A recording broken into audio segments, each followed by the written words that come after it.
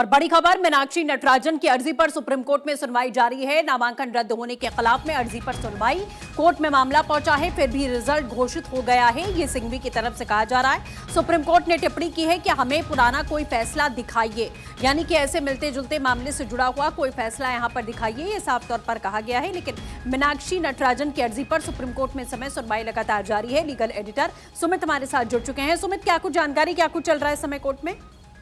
देखिए, इस पूरे मामले में मीनाक्षी नटराजन की ओर से ये अभिषेक मनु सिंघवी जो है वो दलील इस वक्त रख रहे हैं और ये मांग कर रहे हैं कि जिस तरह से रिटर्निंग ऑफिसर का जो फैसला है वो बिल्कुल कानून के खिलाफ है, संविधान के विपरीत है और इस मामले में रोक लगाने की लगातार जो मांग है वो यहाँ अभिषेक मनु सिंघवी कर रहे हैं। लेकिन सुप्रीम कोर्ट ने कहा है कि आप हमें अपने तर्कों से संतुष्ट करें कि आखिरकार रिटर्निंग ऑफिसर का जो फैसला है वो संविधान के खिलाफ आखिरकार कैसे है, क्योंकि नटराजन की ओर से जो पेश हुए थे अभिषेक मनु सिंघवी, उन्होंने दलील रखा कि नटराजन के खिलाफ उस मामले में आरोप तय नहीं किए गए हैं, जबकि जनप्रतिनिधि अधिनियम के तहत किसी का नामांकन खारिज करने के लिए आरोप तय होना जरूरी है।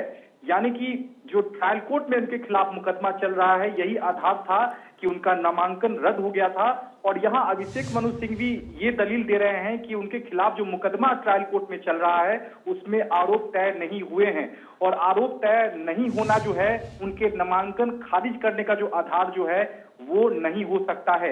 यही वजह है कि अभिषेक मनु सिंघवी ये मांग कर रहे हैं कि इस पूरे मामले में चुनाव आयोग का जो रिटर्निंग ऑफिसर का जो फैसला है उस पर रोक लगाई जाए। तो फिलहाल इस पूरे मामले को लेकर सुप्रीम कोर्ट में सुनवाई चल रही है। जो दूसरे गुट के जो वकील हैं इस मामले में मुकुल रस्तगी। बिल्कुल ठीक है सुमित, आप लगातार नजर बनाए रखिए दलीलों पर, आपसे अपडेट लेते रहेंगे। फिलहाल के लिए बहुत शुक्रिया।